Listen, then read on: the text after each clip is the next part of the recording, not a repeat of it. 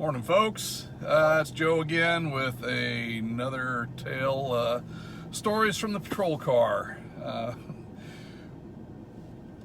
I started this premise with the insight that for car people, car guys, significant events in their lives tend to relate around vehicles. And so that's where this concept kind of came in from. And I figured I'd go ahead and share some of these stories that I've got. It's not cop stories. It's not, well, hey, yeah, this one time I got this. I could care less about that. 22 years of doing this, I could care less.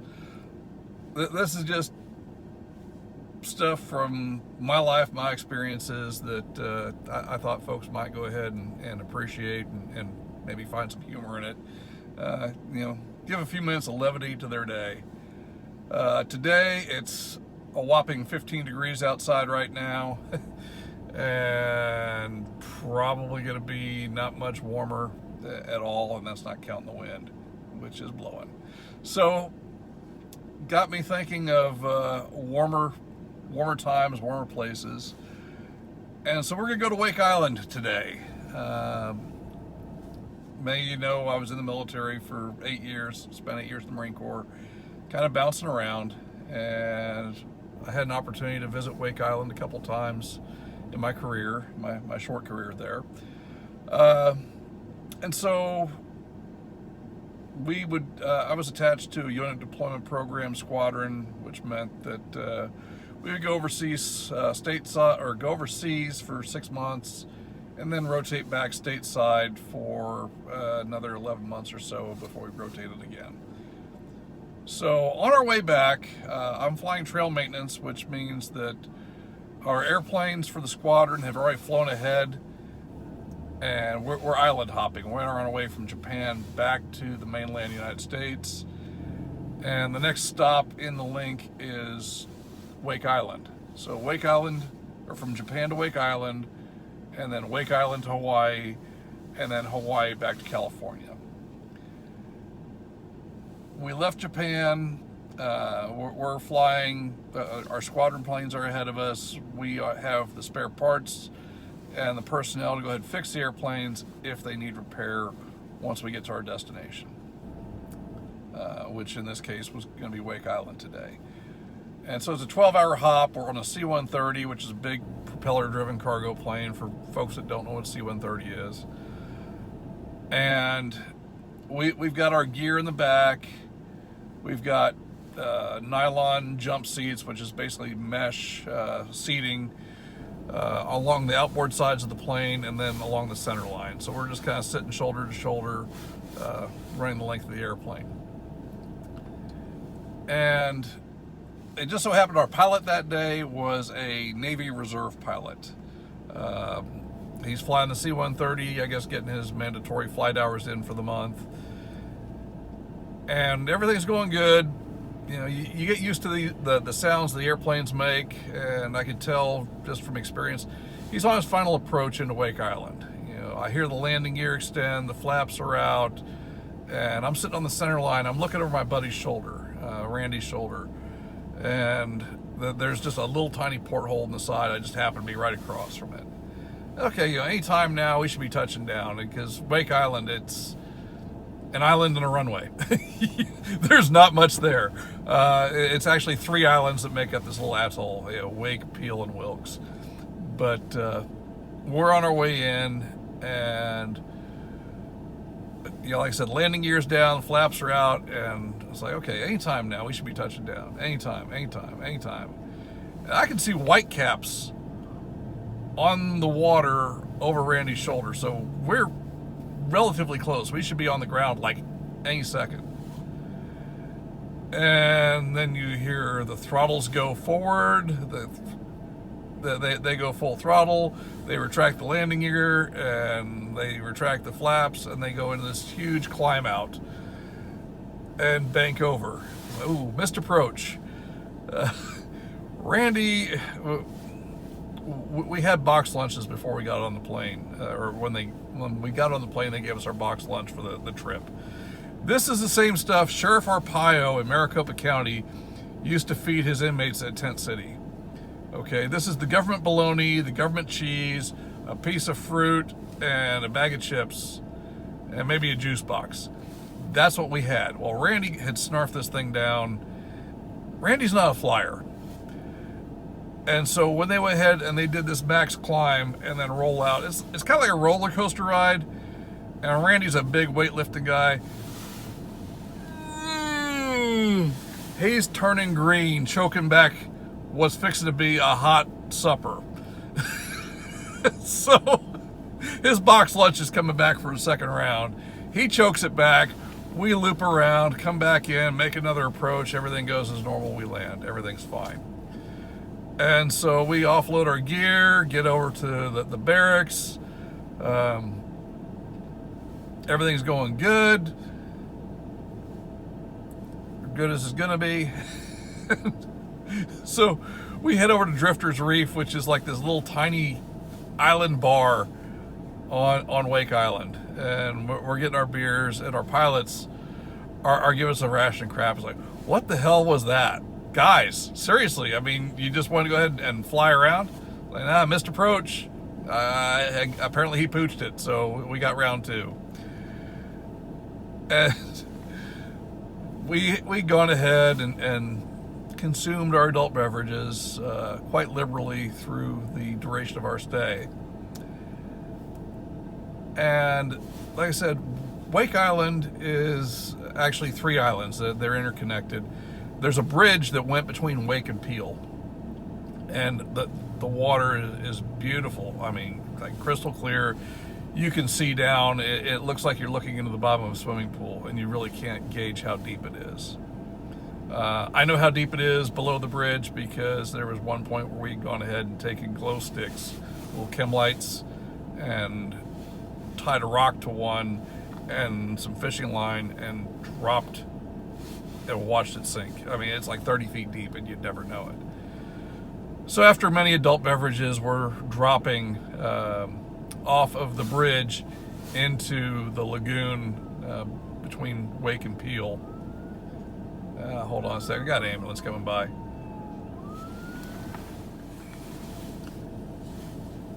Okay, so we're jumping off the bridge between Wake and Peel into the lagoon.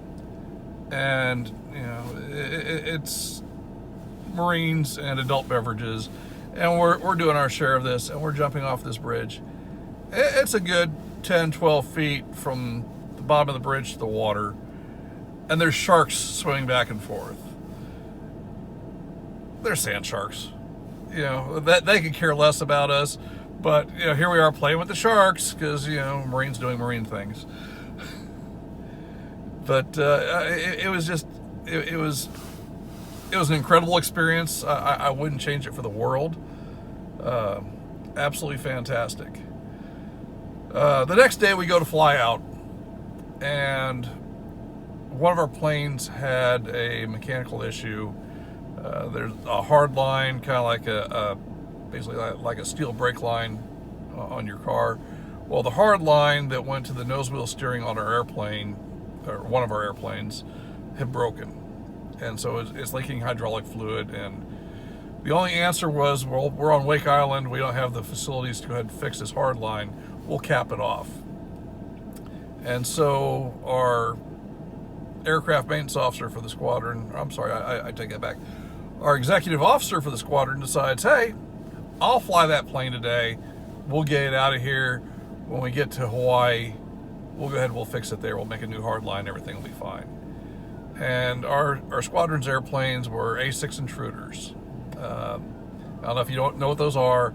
It's a medium attack bomber, twin engine, cockpit side by side.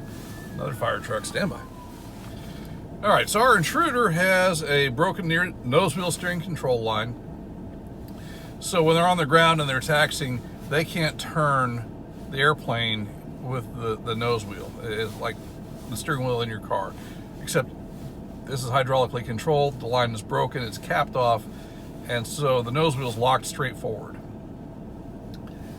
And we've got to go ahead and get this plane off the ground and to Hawaii to make repairs to it. And this is like a 12-hour flight. So we cap the line off, and the XO says, okay, well, fine, I've got this. I'll fly it.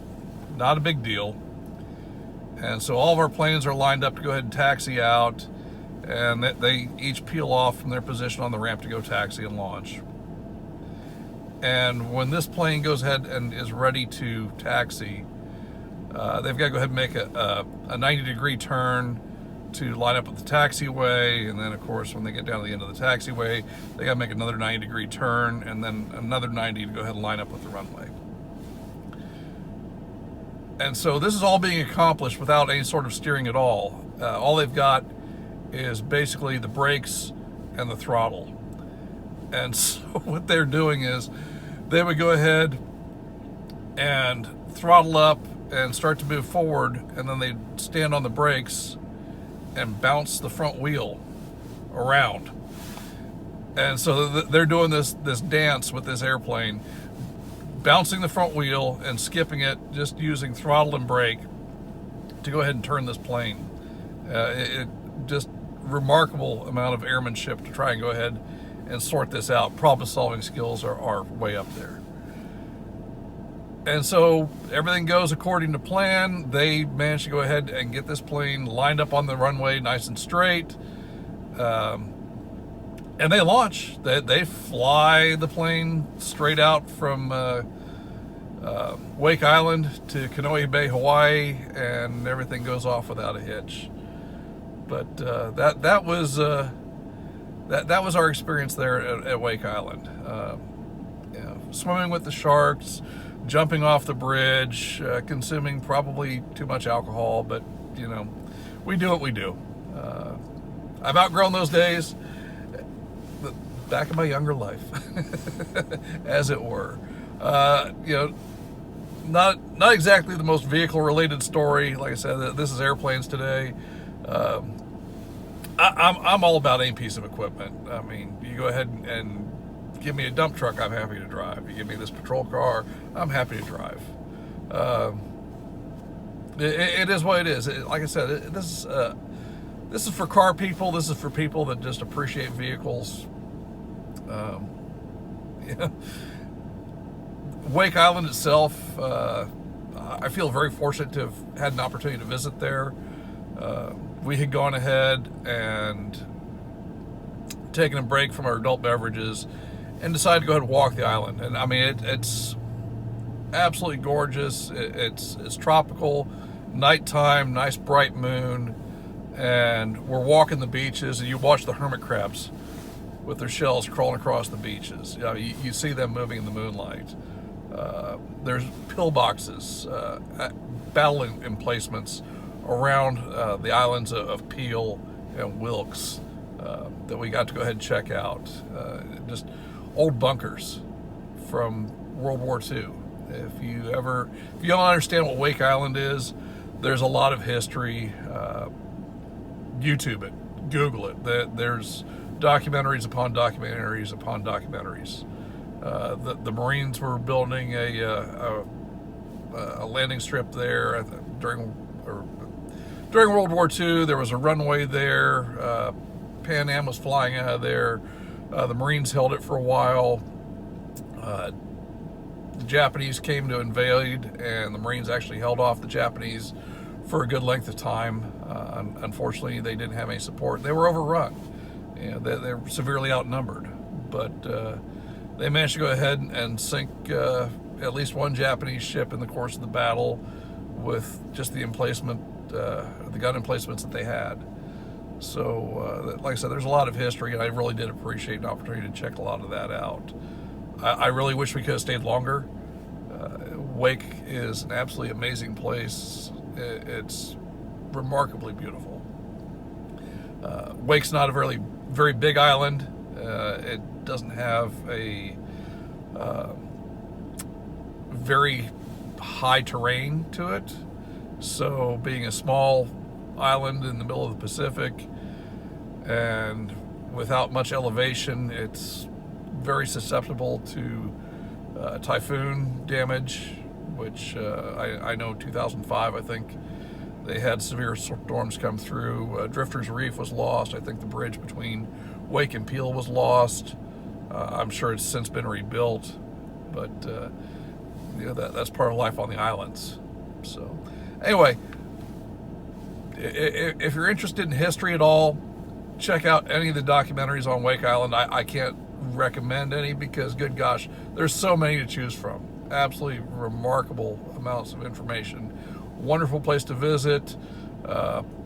Randy did manage to go ahead and keep his lunch down, so kudos to him, because I was in the line of fire. I was directly across from him if that sandwich came back. So y'all have a wonderful afternoon. Stay warm. It's cold out. It's nasty out. If you don't have to be out driving around, don't do it, because the roads are going to get worse. Y'all take care. Love you. All right, one last thing. I want to go ahead and throw this out there since it is cold and nasty. I want to give a shout out to the young man at Backyard Alaskan. This guy, I love his work. You need to check out his YouTube channel. His vehicles are mostly the old World War II era military trucks, Chevys, GMCs. I love those trucks. I mean, they're absolutely amazing pieces of equipment. They were used, obviously, extensively in Alaska after they were retired from the government use, or at least the military use. The state government used them to go ahead and build roads and whatnot in Alaska. And there's a lot of history that he's got on those things. His channel is growing, and rightfully so. Like I said, I feel for him. I mean, especially on a day like today. Like I said, it's 15 degrees out, and for me that's really cold, and for him that's just another day. So if you get an opportunity, go ahead and check him out. It's Backyard Alaskan on YouTube. A good time. And like I said, y'all have a wonderful afternoon. Stay safe, stay warm, stay dry. We'll see you.